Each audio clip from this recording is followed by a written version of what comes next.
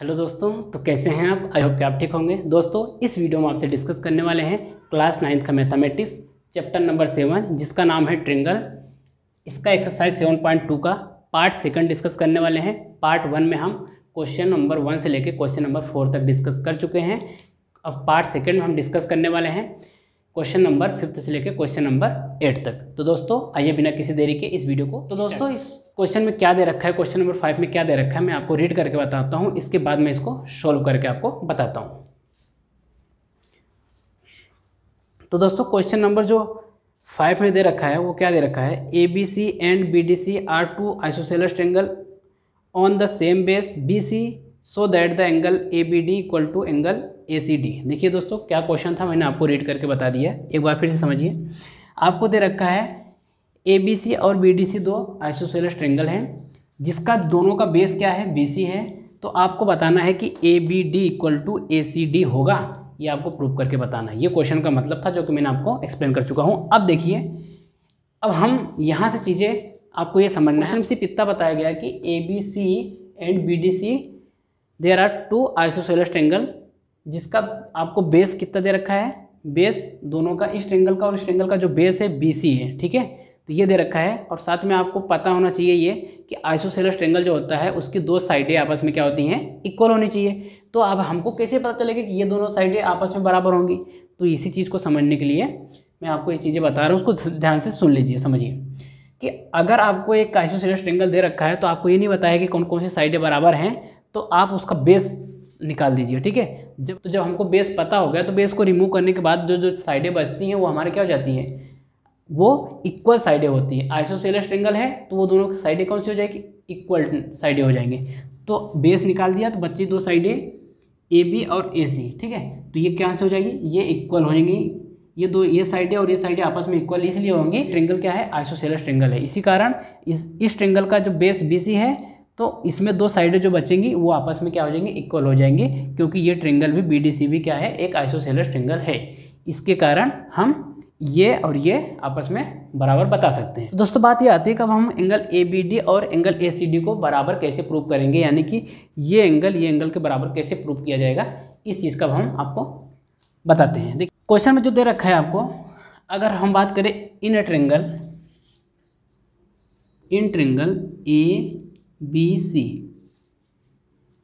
In triangle ABC में आपको क्या पता है, AB बराबर AC है, AB बराबर AC, क्योंकि हमको पता है कि because ABC is A isosceles triangle.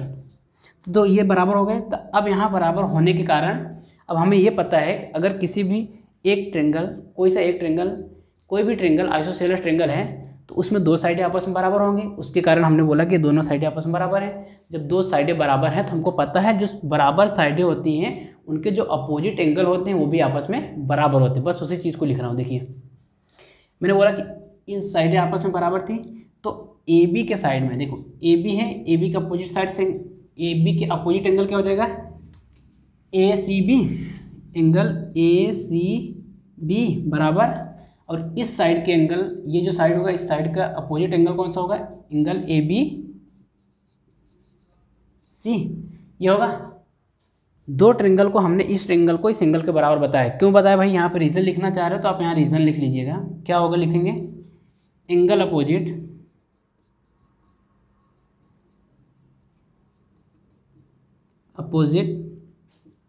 To equal sides are equal, ठीक है।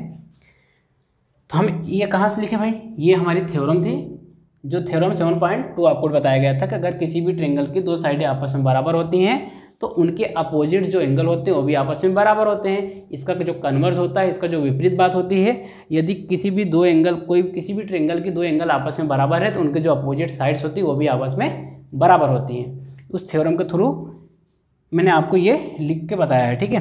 तब ये हो गया, तो इसको हम बोल सकते हैं भैया ये हो गया हमारा इक्वेशन नंबर फर्स्ट हो गया।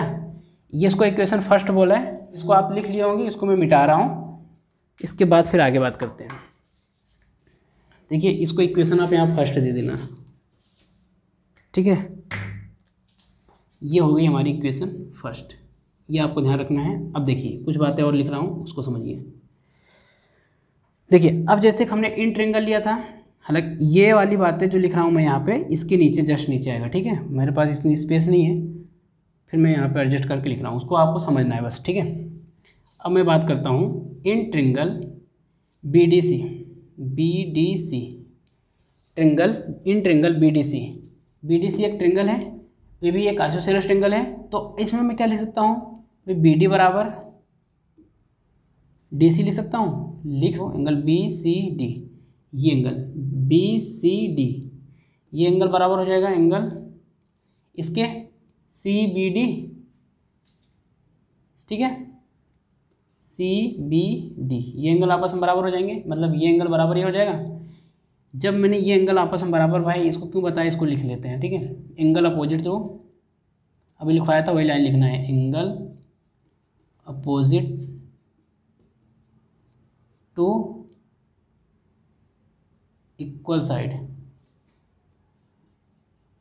इक्वल साइड्स आर इक्वल, ठीक है। Angle opposite to equal sides are equal, ये बातें आपको लिखना है ना। ये बातें भी आपको बता दिया हूँ, ये थ्योरम के थ्रू आ रही हैं ये बातें। ये हमने बोला इसको इक्वेशन बोला सेकंड, ये हमारी इक्वेशन हो जाएगी सेकंड। अब देखिए जब इक्वेशन सेकंड मिल गया तो हमने बोला कि इक्वेशन, अब हमने देखो ये एंगल आया और ये एंगल आया, ये दोनों एंगलों को अगर हम प्लस कर देंगे तो हमारा पूरा एंगल आ जाएगा। तो इसी प्रकार से इस एंगल और एंगल को जोड़ देंगे तो हमारा क्या हो जाएगा, ये वाला एंगल हो जाएगा। देखिए अब मैंने बोला कि दोनों इक्वेशन हमको सेकंड मिली, फर्स्ट और सेकंड मिली, एड बोथ इक्वेशन,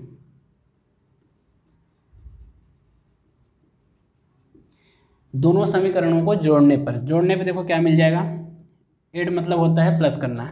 देखिए लेफ्ट हैंड साइड से जुड़ेगा और राइट हैंड साइड से जुड़ेगा, ठीक है। तो इसलिए नियम होता है यूक्लिड का। देखिए यहाँ पे हम प्लेस करेंगे ACB, एंगल ACB का, एंगल ACB प्लस ये लेफ्ट हैंड साइड था तो लेफ्ट हैंड साइड से जुड़ेगा एंगल BCD, ये दोनों जोड़ दिया तो बराबर हो जाएगा ये angle ABC, angle ABC plus angle CBD, plus angle CBD। देखिए दोस्तों अब यहीं से आपको फाइनल आंसर हो जाएगा। देखिए अब ACB देखिए कहाँ है, ACB यानी कि ये एंगल, ठीक है। अब उसमें प्लस BCD मतलब ये एंगल, दोनों एंगल जोड़ेंगे तो क्या बन जाएगा, ये बन जाएगा। देखिए क्या बोल सकते, दोनों एंगल को प्लस किया हमने ACD बोल सकते हैं, एंगल ACD बोल सकते हैं।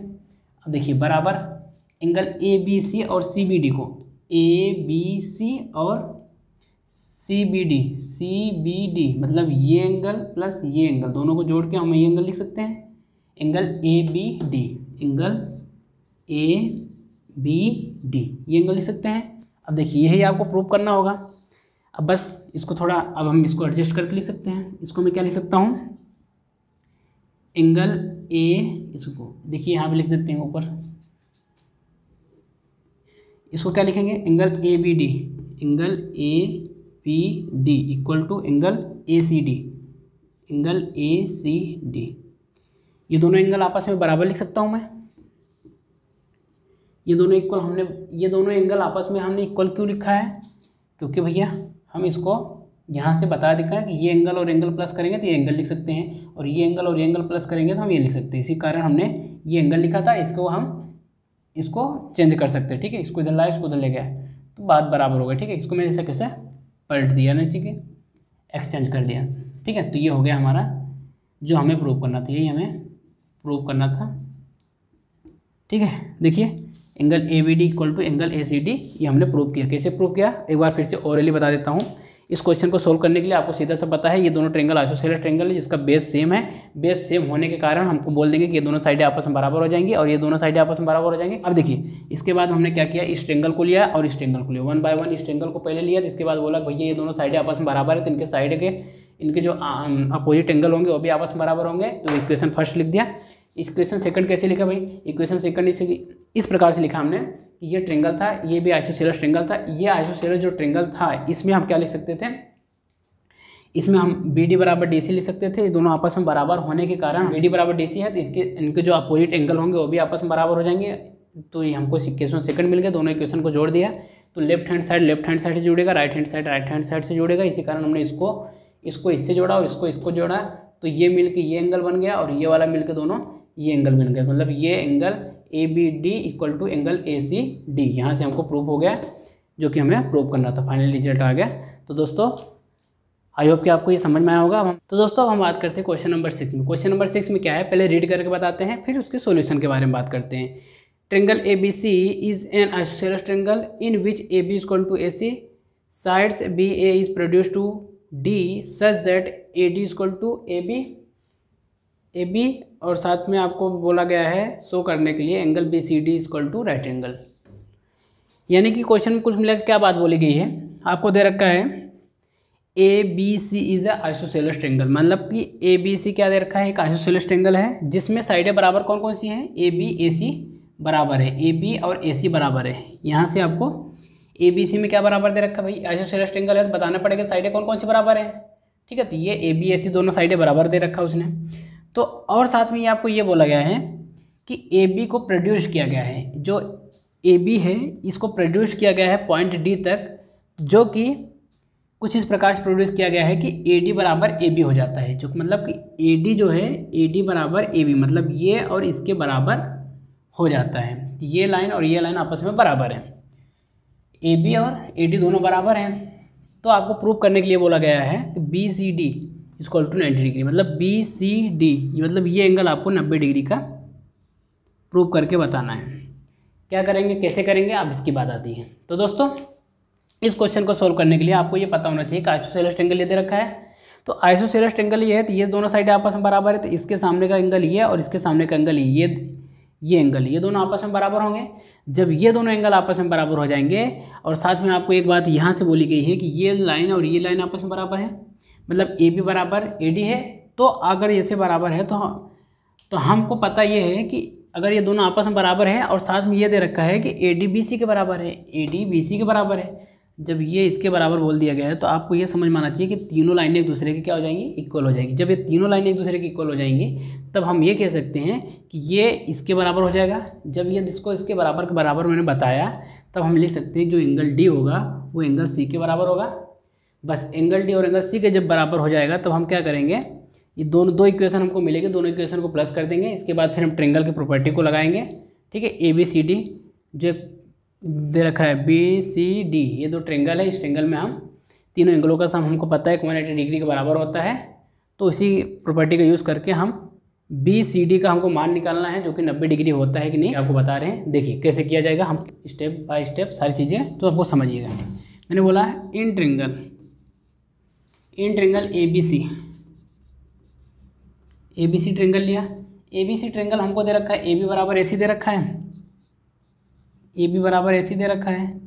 तो यहाँ से ए बी बराबर ए सी है तो हमें यहाँ से लिख सकता हूँ कि ए बी का अपोजिट साइड क्या है, ए बी का जो अपोजिट साइड है वो एंगल सी है। तो मतलब उसको क्या ए बी का अपोजिट साइड मतलब कि A C B angle B C, ऐसा बोल सकते हैं। मतलब ये एंगल और ये एंगल आपस में क्या हो जाएंगे, बराबर हो जाएंगे। क्यों हुए भाई, क्योंकि आप यहाँ लिख देना, यहाँ को आपको लिखना है, जो बोल रहा हूँ उसको लिख लेना, angle opposite to equal sides are equal. यानी कि अगर किसी भी ट्रेंगल की दो साइडें आपस में बराबर है, उनके जो अपोजिट एंगल होंगे वो भी आपस में बराबर होंगे। इसके कारण हमने ये पॉइंट को लिखा है, आपको लिख लेना है और इसको इक्वेशन देना है फर्स्ट। ठीक है, यहाँ पे लिखना है angle opposite to equal sides are equal, ये आपको लिखना है। बोली गई है कि ए डी बराबर क्या है, ए बी है। देखिए ए डी बराबर, आपको यहाँ से एक बात और ध्यान रखना है कि ए डी बराबर आपको ए बी बोला गया है। ये कहाँ से भाई, ये गिवन में है, ये गिवन में है। मतलब कि ये बराबर ए बी बराबर हो जाएगा ए डी के, और ए सी बराबर हो जाएगा ए डी के, और ए सी बराबर हो जाएगा ए बी के। मतलब ये सब आपस में बराबर हो जाएंगे। तो मैं यहाँ से ये लिख सकता हूँ ए डी बराबर ए सी लिख सकता हूँ डायरेक्ट। ए डी बराबर, देखिए यहाँ मैं लिख सकता हूँ, क्यों लिख सकता हूँ ये बात को आपको समझना है। AD बराबर मैं AC लिख सकता हूँ। क्यों लिख सकता हूँ? क्योंकि ये तीनों साइडें आपस में बराबर हैं, तो मैं AD के बराबर AC लिख सकता हूँ। देखिए अब AD के बराबर मैं लिख सकता हूँ, देखो ये दोस्तों साइडें आपस में बराबर हो गई, तो इस साइड का अपोजिट एंगल ये और इस साइड का अपोजिट एंगल ये दोनों आपस में बराबर होंगे। ठीक है, ये दोनों जब आपस में बराबर होंगे तो मैं कैसे लिख सकता हूँ उनको? देखिए मैंने बोला इसके अपोजिट एंगल ये एंगल ACD, एंगल ACD ये एंगल बराबर हो जाएगा एंगल ADC के, एंगल ADC के। ये हो गया हमारा सेकंड इक्वेशन। ठीक है, ये फर्स्ट इक्वेशन, ये फर्स्ट इक्वेशन और ये सेकंड इक्वेशन। देखिए अब दोनों इक्वेशन को जोड़ देंगे, एड बोथ इक्वेशन,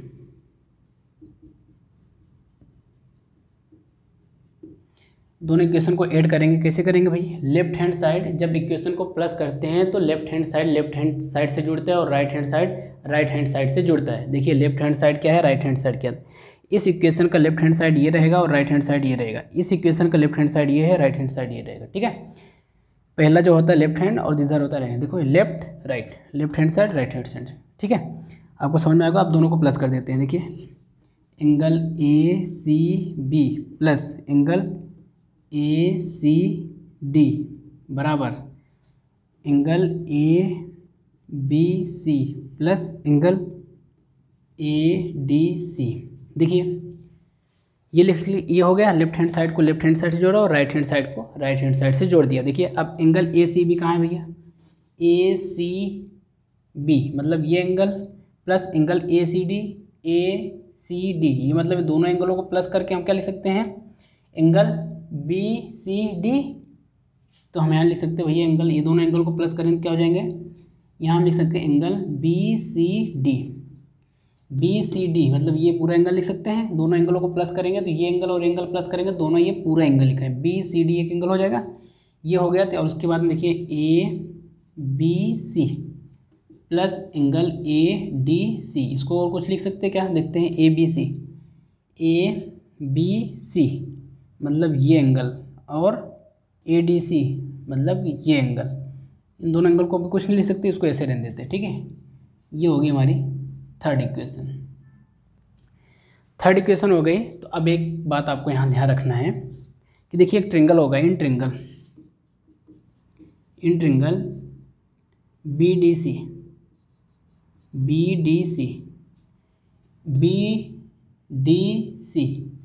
या BCD बोल दो, इन ट्रिंगल BCD, ये थोड़ा अच्छा रहेगा। B के बाद में C के बाद में D, ये सही फॉर्मल तरीका ये होता है इसका ट्रिंगल को लिखने का। इन ट्रिंगल BCD ये ट्रिंगल होगा। इस ट्रिंगल में हम क्या लिख सकते हैं? BCD, एंगल BCD ये एंगल को प्लस करें plus angle CDB, angle CDB plus angle DBC, angle DBC equal to 180 degree. कहाँ से आया भाई? ये sum of all angle of the triangle equal to 180 degree. यहाँ से लिखना है आपको सम ऑफ एंगल प्रॉपर्टी से। ठीक है, सम ऑफ एंगल प्रॉपर्टी से, एंगल प्रॉपर्टी से ये हमने वहाँ से लिखा है। ठीक है, अगर वहाँ से लिखा तो देखिए अब क्या क्या लिख सकते हैं भाई?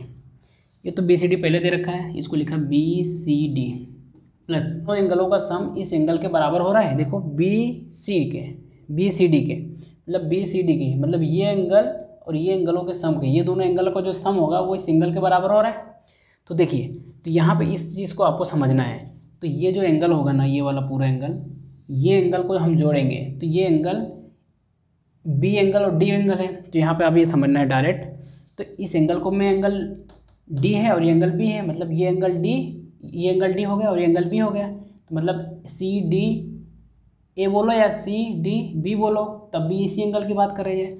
या तो आप बात करो एंगल DBC की, या तो आप बात करो ABC की, दोनों एंगल आपस में बराबर हैं। तो इसके कारण ये एंगल जो ABC एंगल है वो DBC के बराबर है और एंगल ADC जो है वो CDB के बराबर है।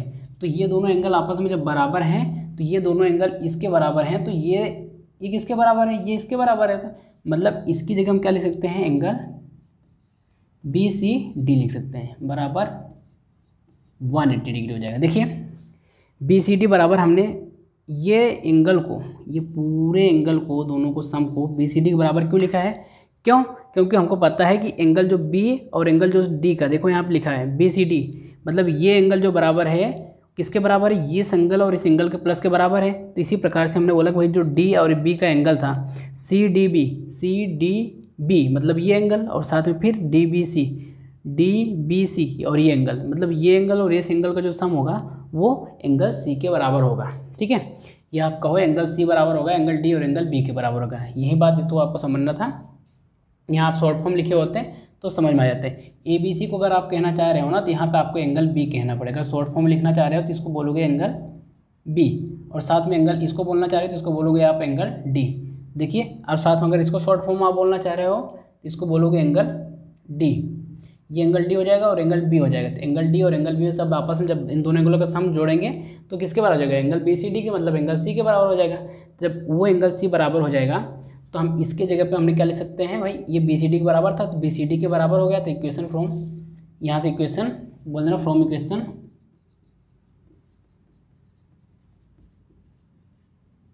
थर्ड से हमने इस बात को लिखा है। किसको? ये BCD इसके एंगल के बराबर क्यों होगा भाई, ये चीज़ को आपको समझना है। ठीक है, मैंने समझा चुका हूँ, हालांकि आगे देख लिए। अब यहाँ देखो 2 एंगल BCD हो जाएगा बराबर 180 डिग्री।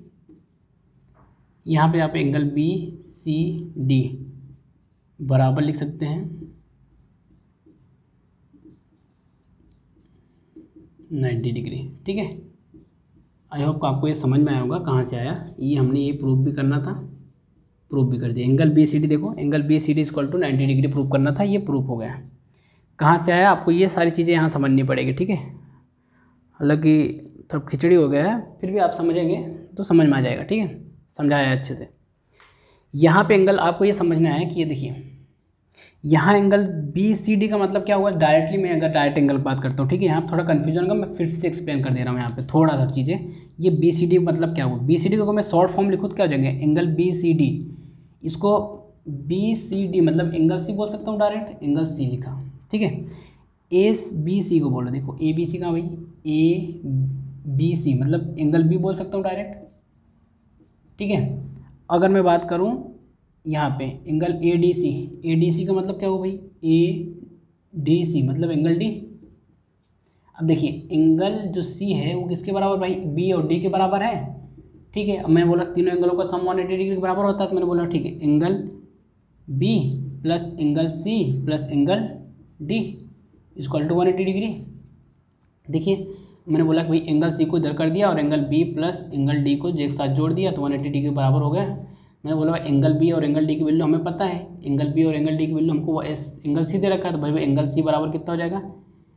एंगल C, देखिए angle C plus angle C equal to 180 degree ये होगा। फिर मैंने बोला भाई 2 एंगल C हो जाएगा 180 डिग्री। तो मैंने बोला एंगल C, सिर्फ एंगल C की वैल्यू बताओ भाई, बोल देंगे इसको इधर जाएगा डिवाइड हो जाएगा तो हो गया 90 डिग्री। ठीक है, ये हो गया। यहाँ से मैंने आपको फिर से समझा चुका हूँ। ये जो एंगल आया था एंगल BCD को अगर मैं शॉर्ट फॉर्म में लिखना चाहूँ तो कैसे लिख सकता हूँ? ये इक्वेशन इसको जो होगा इसको बोल देना भाई थर्ड इक्वेशन है।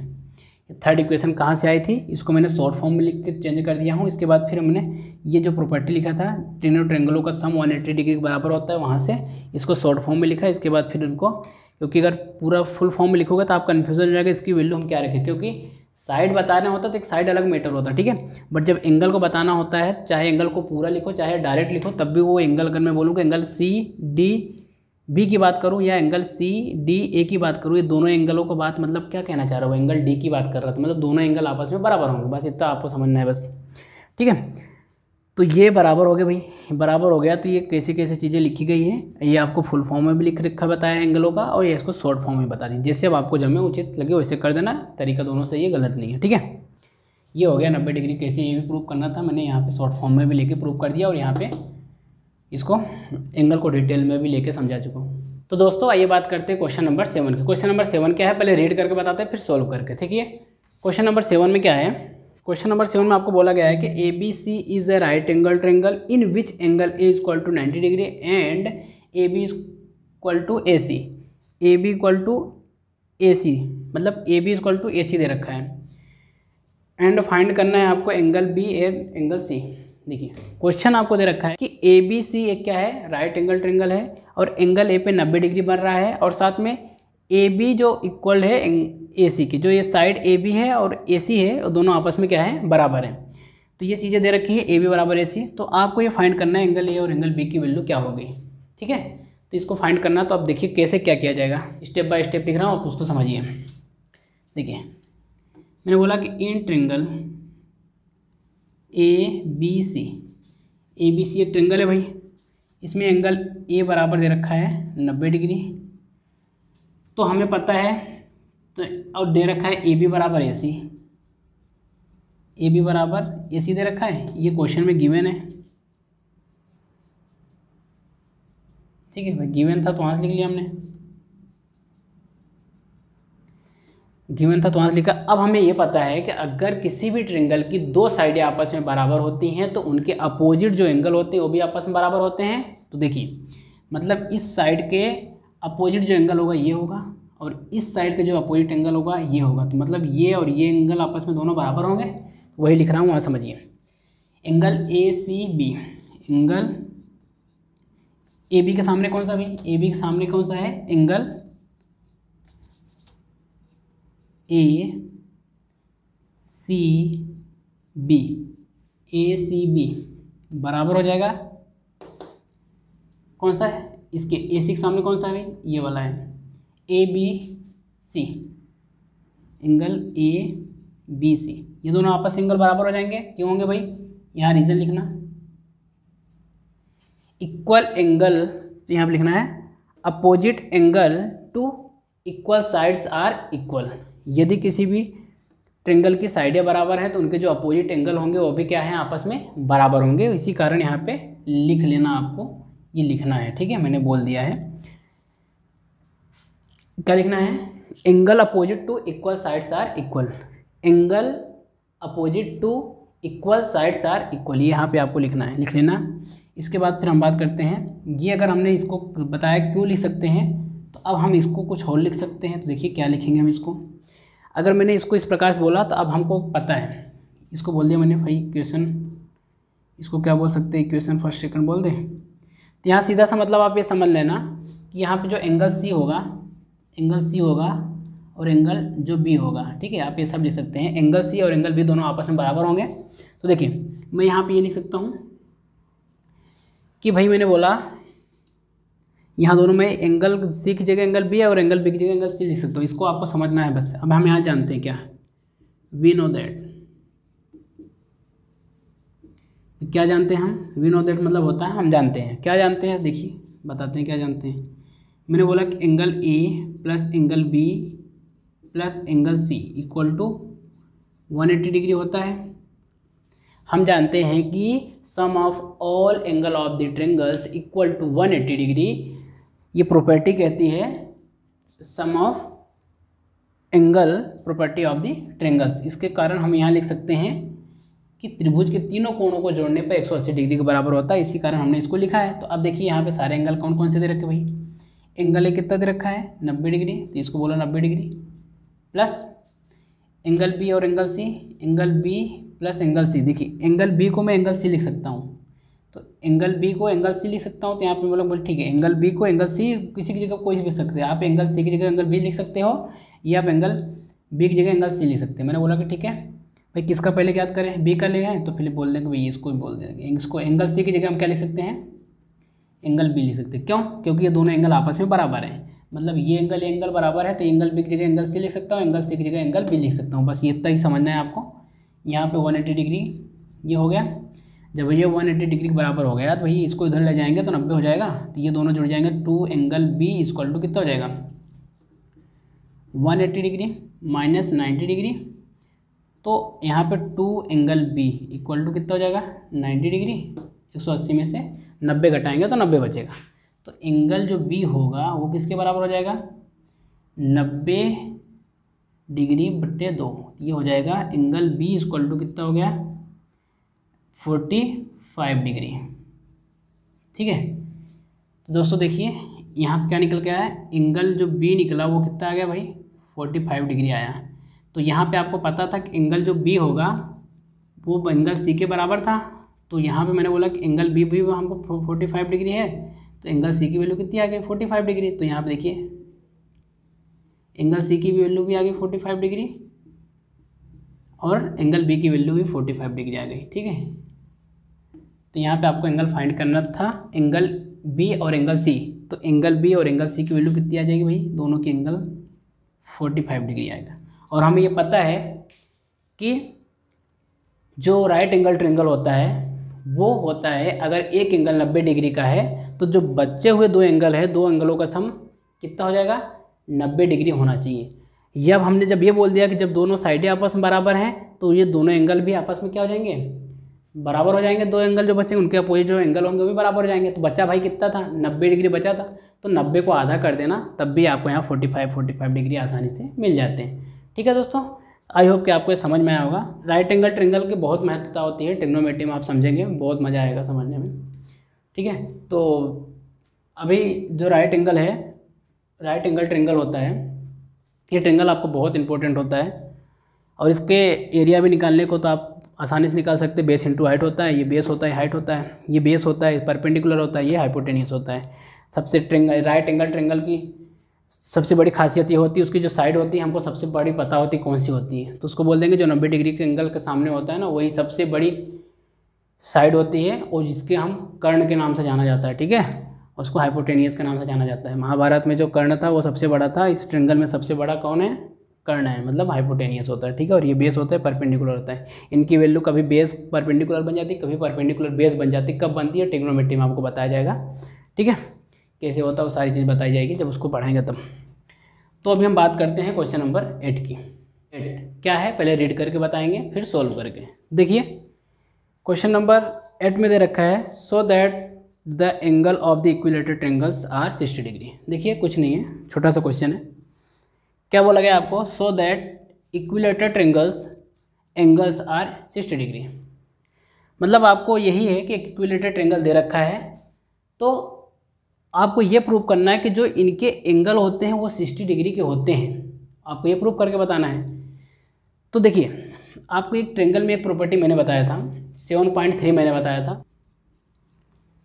ABC एक ट्रायंगल है, ये कौन सा ट्रायंगल है भाई, इक्विलेटरल ट्रायंगल है। ट्रायंगल कौन सा है, इक्विलेटरल ट्रायंगल है, यानी कि if all sides are equal of the triangle that known as a equilateral triangle. I hope ये चीज़ को आपको समझ में आती होगी।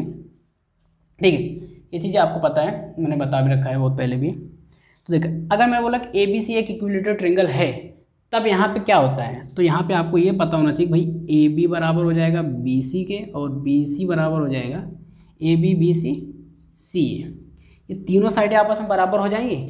जब किसी भी ट्रायंगल के तीनों साइडें आपस में बराबर होती हैं तो उनके तीनों अपोजिट एंगल भी आपस में बराबर हो जाएंगे। इस साइड के अपोजिट ये एंगल, इस साइड के अपोजिट ये एंगल और इस साइड के अपोजिट ये एंगल, तीनों आपस में बराबर हो जाएंगे।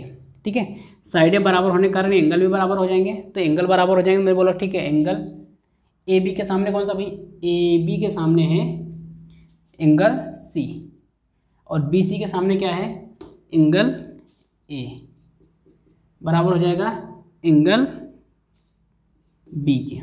ठीक है, CA के सामने एंगल B है। यहाँ से आप ये कह सकते हो सीधी सी बात, एंगल A बराबर एंगल B बराबर एंगल C।